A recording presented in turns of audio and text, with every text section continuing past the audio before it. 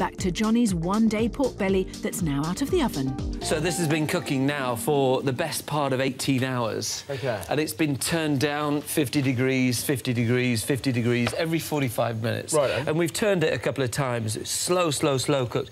It's quite crisp, but I've not finished yet. Really? There's another process. Right. One of the most important things for me, as I mentioned earlier, is about cooking it on the bone. Yeah. So I've allowed this to cool down a little bit now, just so I can handle it. Because now, obviously, we don't want to serve the bones. Literally turn it over the opposite way, and these bones are really quite easy. You just twist and turn, and they will all pop out. He removes the rest of the bones, then he neatens up the edges of the pork belly and cuts it in half, ready to portion. Why do you think this has become so popular? I think pork belly just became unpopular because, you know, everybody was using the more expensive cuts of meat. You know, they thought that it was better, but this is real proper food. So what I do is once that's cut and portioned up into nice, healthy portions, my skin is absolutely ready to be crackled now. It's already quite nice and quite glassy, but now I can puff it up. OK. So if you get your pan and you drizzle of oil in there, the pork's fried skin side down for a matter of moments. you can almost see at the edges that it's starting to puff up. Once it's nice and bubbly, all we then want to do is literally bring it up to temperature. A tad of salt just to help draw some of the moisture. That would go in an oven now, 220 degrees, 15 to 18 minutes, ready to serve. OK. While Johnny's pork finishes in the oven, it's over to Matt, who gets his pork belly out of the oven and starts to carve. Right, OK. So this has had nice, long, slow cooking. So 3 hours, long time. Store it. Well, it's pretty like a marathon. He cuts the pork into portions and he's ready to make his accompaniment: celeriac, apple and potato dauphinoise. Here I've got some infused cream, butter, a little bit of milk, bay leaf. I've got garlic and thyme. OK.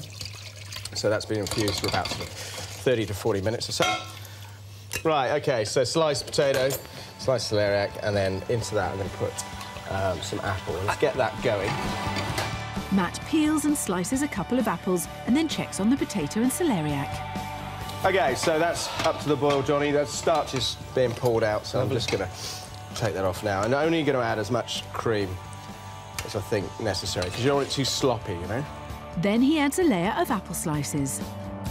It's a really interesting way, you know, apples, cider, pork together. It's a really interesting... I'm very impressed. Oh, yeah? Yeah. Really? I never know whether you're serious or not. Matt's dauphinoise goes into the oven at 200 degrees until cooked through and bubbling. So Johnny gets going with his apple jam. He starts by making a caramel. Get a nice pan on there, nice and hot. In goes the sugar. Put the butter in. Almost equal amounts of sugar to butter it should be. He leaves the sugar and butter to melt down and gets going with the apples. You know, it doesn't have to be too perfect. It can be quite rough, the pieces. But I'm cutting them into a smallish dice. The diced apple then goes into the caramel.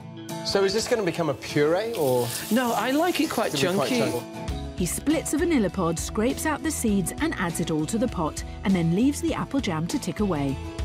It's back to his red cabbage, which is ready to have the whole spices removed. Good smell. Very rich looking, isn't it? It's a very rich, the molasses, exactly. That can carry on. All we need to do to finish off the red cabbage is, do you remember those raisins that we had soaking earlier? And there's no reason why a little bit of your fruit tea doesn't end up in the red cabbage at the same time. You don't need to drain them off completely. I like that. I like little bursts of flavour. I think that's what keeps the whole dish exciting. And then just to finish off the apple jam, just a little splash of this Armagnac. While the alcohol burns off, it's over to Matt to cook the girole mushrooms to go with his dish. So in here, Johnny, a little bit of garlic, a few slithers of that, a little bit of thyme, and some salted butter then. So just bringing that up to temperature, into there, in with the giroles.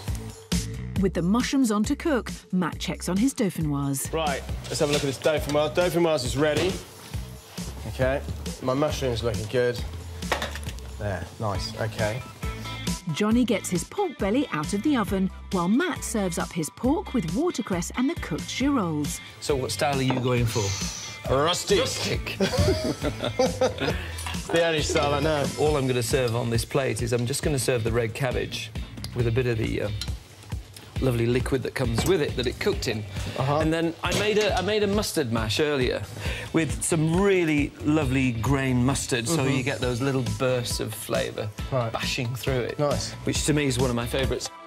He pops the mash into a serving bowl and they're ready to go. Done? Done. Right, let's go over. So, Johnny, that is my perfect classic pork belly with celeriac and apple dauphinoise. Looks beautiful. Thank you. This is my perfect one-day slow roast belly of pork with mustard mash and apple jam. Lovely. Well done. Smells fantastic. It's crunch time for Matt and Johnny as they find out which classic pork belly is perfect. Confident? Nervous. Are you?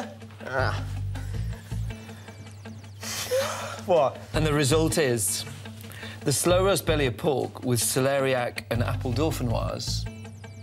1. No! Really? One-day pork belly with mustard mash, red cabbage and apple jam. 2. 2. Sorry about that. The judges liked Matt's pork belly and loved his different accompaniments, but for them, the pork had to be the star of the show, and they felt that Johnny's whole-day roast pork belly really was worth the effort.